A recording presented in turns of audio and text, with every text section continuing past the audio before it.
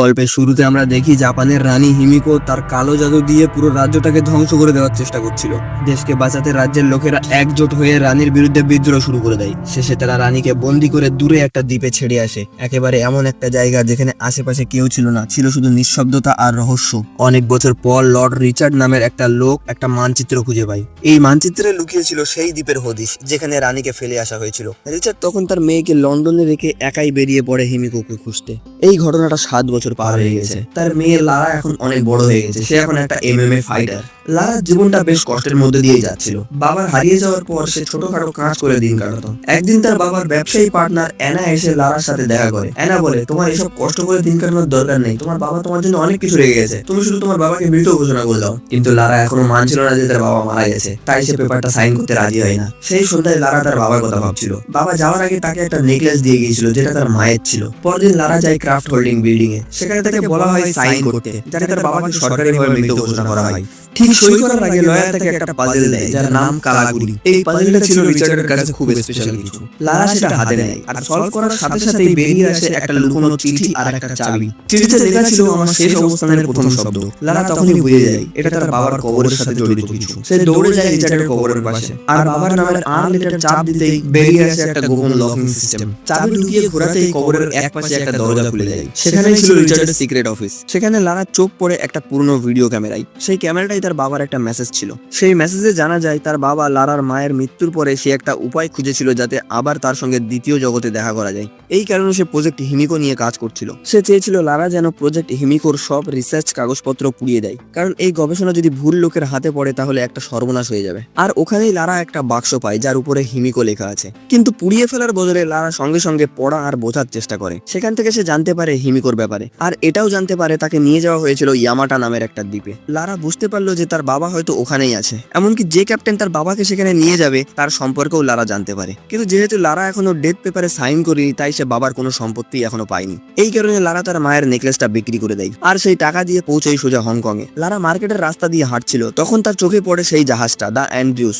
যেটা সে খুঁজছিল। ঠিক তখনই জাহাজের ক্যাপ্টেন লু রেন গুলি চালিয়ে কিছু গুন্ডাদের সেখান থেকে তাড়িয়ে দেয় আর লারাকেও সেখান থেকে পালিয়ে যেতে বলে। কিন্তু তখন লু এতটা মদ খেয়েছিল যে জাহাজ থেকে পড়ে জ্ঞান হারিয়ে ফেলে। লারা তার গায়ে পানি ছিটিয়ে দিয়ে তাকে জাগায় আর নিজের বাবার চিঠি দেখিয়ে তার সম্পর্কে জানতে চাই। লু বলে, আমার বাবার নামও তো লু, আর হতে পারে তোর বাবা হয়তো আমার বাবার সাথে যোগাযোগ করতে চেয়েছিল। লু জানায় তার বাবাও নিখোঁজ। এভাবে লু আর লারা বুঝতে পারে তাদের দুইজনের বাবাই একসঙ্গে একটা অভিযানে বেরিয়েছিল। লারা তখন জানায় তারা গিয়েছিল ইয়ামাটা আইল্যান্ডে। লারার বাবার ডায়েরিতে কিছু কোড লেখা ছিল যেখান থেকে বোঝা যায় তারা কোথায় গিয়েছিল। লু আন্দাজ করে নেয় এই কোডগুলো ছিল ঘড়ির কাঁটার মতো, আর লারা তা দিয়ে বুঝতে পায় এই দ্বীপটা ঠিক কোথায় আছে। লু লোকেশনটা দেখেই বলে, এই দ্বীপটা তো অসম্ভব বিপজ্জনক জায়গায়, ওখানে যাওয়া মানে নিজের মৃত্যুকে ডেকে আনা, আর তাছাড়া আমি কেন যাবো, আমার তো আমার বাবার প্রতি টানই নেই। লারা তখন ওকে মোটা অঙ্কের টাকার অফার করে। লু একটু ভেবে বলে, ঠিক আছে আমিও যাবো। এরপর শুরু হয় তাদের বিপজ্জনক অভিযান। গন্তব্য ইয়ামাটা দ্বীপ, একটা এমন জায়গা যেটা পৃথিবীর মানচিত্রেও ঠিক মতন চিহ্ন করা নেই। যাত্রাপথে লারা পড়ছিল তার বাবার রেখে যাওয়া ডায়েরি। হঠাৎ সে লু এর জিনিসের ভিতরে একটা এশিয়ান দাদা খুঁজে পায়। সেখানে লেখা হয়েছিল রানী হিমিকোকে একটা বন্ধ দরজার পেছনে বন্দী করা হয়েছিল, আর সেই দরজাটা খোলার রহস্য খুঁজে পেয়েছিল রিচার্ড।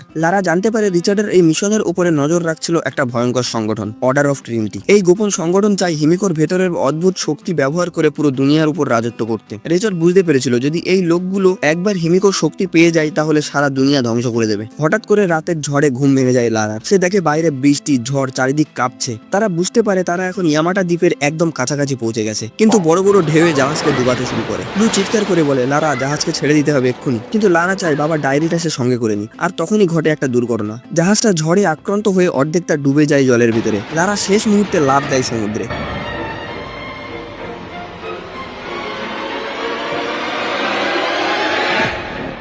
ভয়ঙ্কর সেই ঝড় লু আর লারাকে আলাদা করে দেয়। লারা কোনো রকম সাঁতরে পৌঁছয় দ্বীপের কিনারায়, কিন্তু ও ভাবেনি এই দ্বীপে আরো লোক থাকতে পারে। হঠাৎ করে পিছন থেকে কেউ এসে লারার মাথায় মেরে অজ্ঞান করে দেয়। পরদিন যখন লারা চোখ খুললো সে নিজেকে একটা তাঁবুর ভিতরে পায়। তার সামনে দাঁড়িয়ে ছিল একটা অপরিচিত লোক, নাম ম্যাথিয়াস ভোগেল। ম্যাথিয়াস বলল, তুমি জানো তোমার মতো আমারও একটা মেয়ে আছে, আর জানায় সে এই দ্বীপে 7 বছর ধরে আটকে রয়েছে। আমি এই দ্বীপ ছেড়ে যেতে পারছি না যতক্ষণ না এই মিশন পুরো হচ্ছে। লারা তাড়াতাড়ি করে নিজের ব্যাগ খোঁজে, কিন্তু সব উধাও। তখন ম্যাথিউস বলে, তোমার বাবার ডায়েরি এখন আমার কাছে, এখন আমার যা দরকার সবই আমার হাতের মুঠোই। তারপর ম্যাথিউস জানাই, তোমার বাবাকে আমরা ধরেছিলাম, কিন্তু সে আমাদের কথা মতো কিছুই করতে চাচ্ছিল না, তাই বাধ্য হয়ে তাকে শেষ করে দিতে হয়েছিল। এই কথা শুনে লারার বুকের ভিতরটা কেঁপে ওঠে। তার বিশ্বাস হচ্ছিল না তার বাবা এখন বেঁচে নেই। পরে লারা বাইরে এসে দেখে পাহাড়ে ডাইনামাইট লাগানো হচ্ছে পাহাড়কে ধসিয়ে দেওয়ার জন্য। তাকে বন্দি করে নিয়ে যাওয়ার সময় সে দেখতে পায় লুকেও ধরে আনা হয়েছে আর তাকে দিয়ে জোর করে কাজ করানো হচ্ছে। তারপর ম্যাথিউস ঘোষণা করে, সবাই চলো, এবার টার্গেটের কাছাকাছি পৌঁছতে হবে। এই দলটা এখন একটা গহীন জঙ্গল দিয়ে রওনা হয়। লারা লুকে বলল, ম্যাথিউস আমার বাবাকে মেরে ফেলেছে। এই কথা শুনে লু বলল, আমিও কয়েদিদের থেকে জানতে পেরেছি আমার বাবাকে ওরা মেরে ফেলেছে। তারপর লারা লুকে বলল, আমার খুব খারাপ লাগছে যে আমি তোমাকে এই ভয়ঙ্কর জায়গায় নিয়ে এসেছি। এদিকে রিচার্ডের ডায়েরি থেকে ম্যাথিউস খুঁজে পেয়েছিল হিমিকো সমাধিতে প্রবেশ করার দুয়ার। সব কর্মচারী এমনকি লারা আর লুও সেই গুহার রাস্তা পরিষ্কার করতে শুরু করে। হঠাৎ একটা বুড়ো মানুষ অসুস্থ হয়ে পড়ে গেল। ম্যাথিউস লোকটার উপর দয়া না করে ওকে সোজা গুলি করে দেয়। এই সুযোগ নিয়ে লু একটা কুড়াল ছুড়ে মারলো গার্ডের দিকে। সে শুধু একটা সুযোগ দিতে চেয়েছিল যাতে লারা পালাতে পারে। লারা দৌড়ে পালাতে শুরু করে, কিন্তু একটা লোক তার দিকে বন্দুক তুলে নিশানা করছিল। ঠিক সেই মুহূর্তে লু ওর উপর ঝাঁপিয়ে পড়ে। একজন গার্ড তার পিছন করছিল। লারা একটা পাহাড়ের উপর উঠে আসে। সে একটা ভেঙে পড়া গাছের গুড়ির উপর দিয়ে পার হতে চেষ্টা করছিল, কিন্তু হঠাৎ চারিদিকে গুলি চলার আওয়াজ শুরু করলো। লারা সামলাতে না পেরে পা পিছলিয়ে পড়ে গেল নদীতে।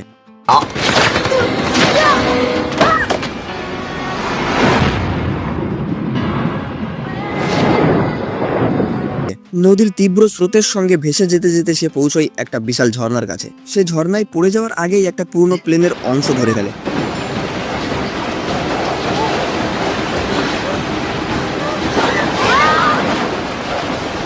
সেটা থেকে পিছলিয়ে যেতেই লারা সেই প্লেনের উইং ধরে কোনো রকম নিজেকে টিকিয়ে রাখে, কিন্তু তার ওজনে প্লেনের দুর্বল অংশগুলো ভেঙে যেতে শুরু করে। সে দ্রুত সামনের দিকে দৌড়িয়ে গিয়ে প্লেনের মূল অংশের দিকে ঝাঁপ দেয়। অবশেষে ঠিক সময় সে প্লেনের ভিতরে ঢুকে পড়ে, কিন্তু প্লেনটা আর টিকতে পারলো না। পুরো প্লেনটা একদিকে কাঁধ হয়ে পড়ে যায় আর দুটো পাহাড়ের মধ্যে গিয়ে আটকিয়ে যায়।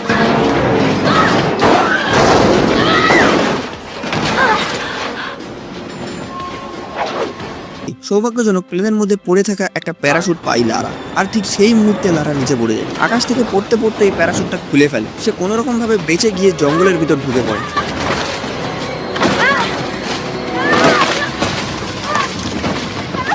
কিন্তু এখনো শেষ হয়নি। গাছের একটা ধারালো ডাল সোজা ঢুকে যায় তার পেটের ভিতরে। লারা চিৎকার করে ওঠে, নিজের শরীর থেকে সেই ডালটা টেনে বের করে আর আশেপাশের জায়গা ভালো করে দেখে একটা গুফার ভিতরে রাত কাটানোর সিদ্ধান্ত নেয়। গভীর রাতে ঘুমের মধ্যে হঠাৎ একটা আওয়াজ পেয়ে বাইরে বেরিয়ে আসে লারা, আর ঠিক তখনই ম্যাথিউসের একটা বন্ধু রকেট তাকে ধরে ফেলে। লারা বাঁচার জন্য তার হাত কামড়ে দেয়, আর তারপরে শুরু হয় দুজনের মধ্যে ভয়ঙ্কর লড়াই। রকেট লারাকে মাটিতে ফেলে গলা চেপে ধরে।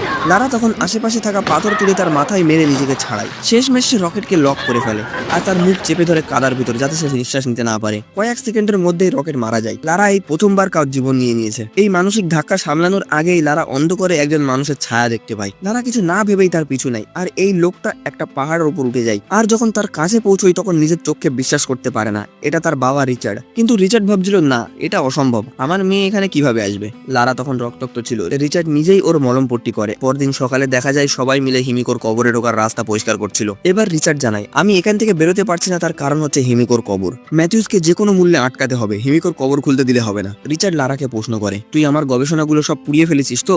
লারা মাথা নেড়ে বলে, না বাবা, আমি কিছু পোড়াইনি, না হলে আমি তোমার কাছে পৌঁছতাম কিভাবে। এই কথা শুনে রিচার্ড ভয়ঙ্কর খেপে যায়। যদি হিমিকোর কবর একবার খুলে যায় তাহলে সারা দুনিয়া ধ্বংস হয়ে যাবে। কিন্তু লারার এসব নিয়ে কিছুই যায় আসে না। সে শুধু ভাবছিল এই দ্বীপ থেকে কিভাবে বেরোবে। সে একটা তীর ধনুক তুলে নেয় আর দৌড়ে যায় ম্যাথিউসের ক্যাম্পের দিকে। লারা সেখানে পৌঁছে দেখে লু সেখানেই আছে। সে একজন গার্ডকে মেরে ফেলে যে কর্মীদের উপর নজর রাখছিল। তারপর সে সবাইকে বলে, অস্ত্র তুলে নাও, এবার আমাদের এখান থেকে বেরোতে হবে। কিন্তু ঠিক তখন তার চোখে পড়ে তার বাবা একাই হিমিকোর কবরের দিকে এগোচ্ছিল। ম্যাথিউস তখন রিচার্ডকে দেখতে পায়, সঙ্গে সঙ্গে লোক পাঠায় আর রিচার্ডকে ধরে ফেলে। তারপর শুরু হয় অমানবিক অত্যাচার। ম্যাথিউস চায় যত তাড়াতাড়ি সম্ভব এই কাজটা শেষ করে সে ফিরে যাবে নিজের পরিবারের কাছে। কিন্তু রিচার্ড তখন চোখে চোখ রেখে বলে, এই কবরটা একবার খুলে গেলে তোর কোনো পরিবারই বাঁচবে না। ম্যাথিউস বুঝে যায় রিচার্ড কিছুতেই তাকে দরজা খোলার রহস্য বলবে না, তাই সে গার্ডকে বলে রিচার্ডকে মেরে ফেলে দেয়। কিন্তু গার্ড গুলি চালানোর আগেই লারা গার্ডের উপরে তীর চালিয়ে দেয়। তারপর সে তীরটা তাক করে ম্যাথিউসের দিকে, কিন্তু ম্যাথিউসের বন্দুকটা রিচার্ডের দিকে তাক করে নেয়। সে জানায় লারা হিমিকোর অভিশাপের গল্পে বিশ্বাস করে না, তাই সে চায় লারা যেন তার বাবাকে রাজি করায় এই দরজাটা খুলতে।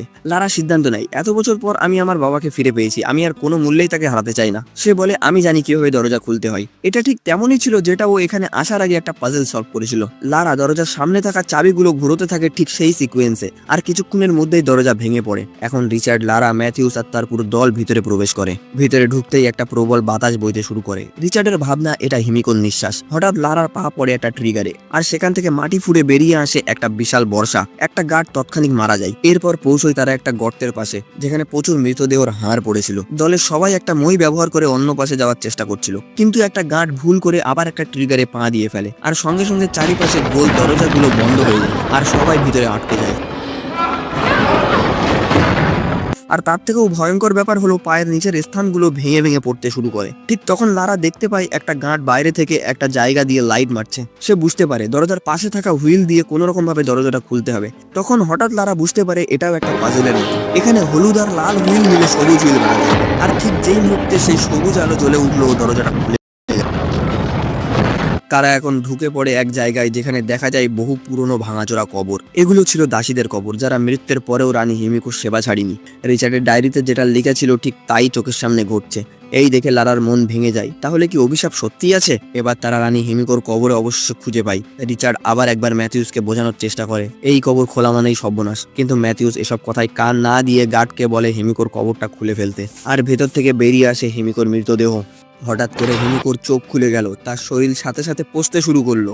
লারা তখন খেয়াল করলো কবরের দেয়ালে আঁকা ছবিগুলোতে হিমিকোকে দানব রূপে দেখানো হয়নি। লারার তখন মনে পড়লো প্রথমে সেই ধাঁধাটা, যেটাই লিখেছিল জীবন ফিরে পেতে হলে হিমিকোকে মরতে হবে, আর কেউ যদি হিমিকোকে ছুঁয়ে নেয় তো তাকে মরতে হবে। লারা গার্ডদের হিমিকোকে ছুঁতে মানা করলো। এটা দেখে বোঝা গেল হিমিকোর শরীরে একটা ভয়ঙ্কর ভাইরাস ছিল। এই মহামারী যেন ছড়িয়ে না পড়ে তার জন্য হিমিকো নিজেকে এখানেই বন্ধ করে রেখেছিল। লারার কথা না শুনে গার্ডগুলো যখন তাকে ছুলো, হিমিকো উঠে বসে পড়লো। এটা দেখে ম্যাথিউস ভাবলো এটা কোনো ড্রামা, ও অত গুরুত্ব দিল না। কিন্তু পরেক্ষণই গার্ডের হাত আর শরীর পুরো পচতে শুরু করলো, আর ভয়ে গার্ডটা অন্ধ গুলি চালাতে শুরু করলো। এই ফায়ারিং এ একটা অন্য গার্ডও মরে গেল, যে ওই হিমিকোকে ছুঁয়েছিল। গার্ডটা যখন ম্যাথিয়াসের দিকে এগোচ্ছিল, ম্যাথিয়াস ওকে গুলি করে সেখানেই শেষ করে দিল। তবুও ম্যাথিয়াস থামলো না। সে ঠিক করলো হিমিকোর একটা আঙুল নিয়ে যাবে আর তার বসকে দেবে। যখন ও এইসব করছিল, লারা তখন একটা কুড়াল তুলে একটা গার্ডের উপরে আক্রমণ করে দেয়। একই সময় রিচার্ডও সেই মৃত গার্ডের বন্দুক নিয়ে ম্যাথিয়াসের পায়ে গুলি মারে। ম্যাথিয়াস দেয়ালের পেছনে লুকিয়ে পড়ে, আর লারার পিছু নিতে লাগলো সেই আহত গার্ড। রিচার্ড তখন ম্যাথিয়াসকে বলল চলে যায় এখান থেকে, আমি তোর পথ আটকাবো না। কিন্তু বাস্তবে সে কখনোই চাইবে না হিমিকোর আঙুল এই দ্বীপ থেকে বাইরে বেরোক। ম্যাথিয়াস তখন রিচার্ডের দিকে গুলি চালাতে থাকে। খুব শীঘ্রই তার বন্দুকের গুলি শেষ হয়ে যায়, আর ঠিক তখনই একজন ইনফেক্টেড গার্ড উঠে দাঁড়ায়, রিচার্ডের উপর ঝাঁপিয়ে পড়ে। রিচার্ড গুলি চালাতে গার্ডটা শেষ হয়ে যায়, কিন্তু তার আগেই গার্ডটা রিচার্ডকেও ছুঁয়ে ফেলেছিল। এখন রিচার্ডও ইনফেক্টেড হয়ে গেছে। সে তার হাত চেপে ধরে একটা বেল্ট দিয়ে টাইট করে বেঁধে নেয়, যাতে ভাইরাসটা ধীরে ধীরে ছড়ায়। এদিকে লারা দাসীদের একটা কবরের ভিতর লুকিয়ে পড়েছিল। তখনই পা পিছলিয়ে একটা গোপন ঘরে পড়ে যায়। সেখানে একটা সে সেটার উপর পা দিতেই একটা কাঠের গুঁড়ো যাতে স্টিলের পিন রয়েছে সেটা লারার দিকে এগোচ্ছিল। অনেক কষ্ট করে সেটা থেকে বাঁচতে পারলো লারা, আর সেইটা লেগে গার্ডেরও সেখানে মৃত্যু হয়ে গেল। এরপর লারা আবার ফিরে আসলো হিমিকোর কবরের কাছে, কিন্তু তার বাবা জানায় এখন আমার শরীরেও ভাইরাস চলে এসেছে। লারা কিছুতেই বাবাকে হারাতে চায় না, কিন্তু রিচার্ড বলে আমার জীবনের শেষ মুহূর্তে আমি তোকে দেখতে পেয়েছি, এটাই আমার জন্য অনেক। কথা দে তুই যে কোনো ভাবে এই মহামারীকে এই দ্বীপ থেকে বাইরে বেরোতে দিবি না। লারা কাঁদতে কাঁদতে অস্ত্র তুলে নেয় আর বাবাকে শেষবারের মতো বিদায় জানায়। লারা ঠিক করেছিল যে করেই হোক ম্যাথিয়াসকে এখান থেকে যেতে দেবে না। এখানে লারা আর ম্যাথিয়াসের ভিতরে হাড্ডাহাড্ডি লড়াই শুরু হয়। লারা সিঁড়িটাকে ফেলে দিল যাতে ম্যাথিয়াস বাইরে যেতে না পারে। ম্যাথিয়াস এবার রেগে গিয়ে কোড়াল তুলে লারার দিকে ছুঁড়ে মারে।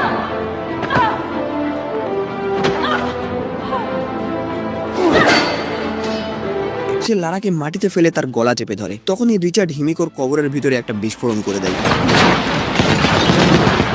এই বিস্ফোরণের শব্দে ম্যাথিয়াস মনোযোগ হারিয়ে ফেলে, আর এই সুযোগেই লারা ওকে এক লাথি মেরে সরিয়ে ফেলে, আর তার পকেটে রাখা হিমিকোর সংক্রমিত আঙুলটা ম্যাথিয়াসের মুখে ঢুকিয়ে দেয়। এবার ম্যাথিয়াসের শরীরেও ছড়িয়ে পড়ে সেই ভয়ঙ্কর মহামারী। আর দেরি না করে লারা ওকে এক ধাক্কা মেরে ফেলে দেয় সেই কঙ্কাল ভরা গভীর খাদে। পুরো জায়গাটা তখন ধ্বংস হয়ে ভেঙে পড়তে শুরু করে। লারা দেওয়াল বেয়ে যেরকম সেরকম ভাবে উপরের দিকে ওঠার চেষ্টা করছিল। বাইরে অপেক্ষা করছিল লু। সে লারাকে উপরে উঠতে দেখে হাত বাড়িয়ে দিল আর অনেক কষ্ট করে তাকে টেনে বাইরে বের করলো। এরপর ওরা দেখতে পায় ট্রিনিটি অর্গানাইজেশনের হেলিকপ্টার ওখানে দাঁড়িয়ে আছে। তারা পাইলটকে হুমকি দিয়ে জোর করে বলল আমাদের এখান থেকে বের করে নিয়ে চলো। লন্ডনে ফিরে লারা সেই সমস্ত কাগজে সই করলো, যার কারণে রিচার্ডকে সরকারিভাবে মৃত ঘোষণা করা হলো। আর তারপরে সব সম্পত্তি এবার লারার নামে হয়ে গেল। অ্যানা বলল এখন তুমি এই পুরো বিজনেসের মালিক, কিন্তু লারা বলল আমার এইসবে কিছুই যায় আসে না। এরপর লারা তার মায়ের নেকলেসটা ফিরিয়ে আনলো, যেটা একসময় তাকে বেঁচে দিতে হয়েছিল। সে সেটাকে হাতে ধরে চোখ বন্ধ করে নিজের মা বাবাকে মনে করলো, আর বুঝতে পারলো এই যাত্রাটা শুধু অ্যাডভেঞ্চার ছিল না, এটা ছিল তার মা বাবার প্রতি ভালোবাসা। এইভাবেই আমাদের গল্পটা এখানেই শেষ হয়ে যায়। আশা করছি গল্পটা ভালো লেগেছে। গল্পটা কেমন লেগেছে কমেন্ট করে জানাবেন। এক্সপ্লেনেশনটা ভালো লাগলে লাইক করবেন, আর এমন আরো ভিডিও দেখতে হলে আমাদের চ্যানেলটিকে সাবস্ক্রাইব করবেন। ভালো থাকবেন, দেখা হচ্ছে নেক্সট ভিডিওয়।